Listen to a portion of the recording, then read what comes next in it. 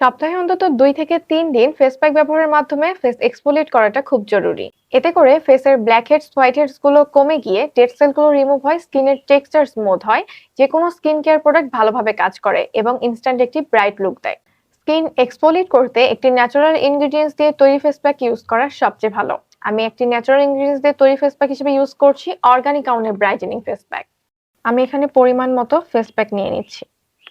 পানির বদলে আমি এখানে ইউজ করছি অর্গানিক আউনের রোজ ব্রাইটেনিং ফেস মিস্ট। পাশাপাশি আমি ফেস প্যাকের সাথে এখন অর্গানিক আউনের স্যাফরন সুদিং জেলটাও ইউজ করব। সুদিং জেলটা দেয়াতে আমাদের স্কিনে যে টান টান ফিলটা হয়, ইচিং হয়, ড্রাই ভাব থাকে, এটা কিন্তু আর থাকবে না। স্কিনে একটা স্মুথ ফিল থাকবে। আমার মিক্সড করা হয়ে গেছে, আমি এখন ফেস প্যাকটা ইউজ করব। তার আগে বলে নিই, অনেকেই মনে করেন যে ফেস প্যাকটা যতক্ষণ রাখতে পারবো স্কিনে তত বেশি ভালো ফল মিলবে, কিন্তু আসলে কিন্তু এই ধারণাটি একদমই ভুল। ফেস প্যাক ইউজের পরে সর্বোচ্চ 15 মিনিট রাখতে হয়, এর বেশি কিন্তু রাখা যাবে না।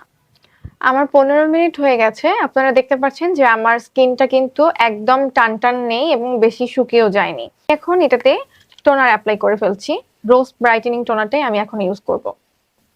এতে করে আমার ফেস প্যাকটা আরো একটু নরম হয়ে যাবে এবং আমার স্ক্রাব করতে ইজি হবে। আমি এখন খুব আস্তে আস্তে করে স্ক্রাব করে ফেলবো, যাতে করে আমার ডেড সেল গুলো এবং ব্ল্যাক হেডস হোয়াইট হেডস গুলো উঠে যায়। এই পোর্শনটা একটু ভালোভাবে স্ক্রাব করে নিচ্ছি, যাতে করে আমার ব্ল্যাক হেডস হোয়াইট হেডস গুলো উঠে যায়। এবার আমি আমার স্কিনটি ঠান্ডা পানি দিয়ে ভালোভাবে ওয়াশ করে ফেলবো। এভাবে খুব সহজেই ন্যাচারাল ইনগ্রেডিয়েন্টস দিয়ে তৈরি ফেস প্যাক ইউজ করে আপনিও পেতে পারেন clean, healthy and bright skin.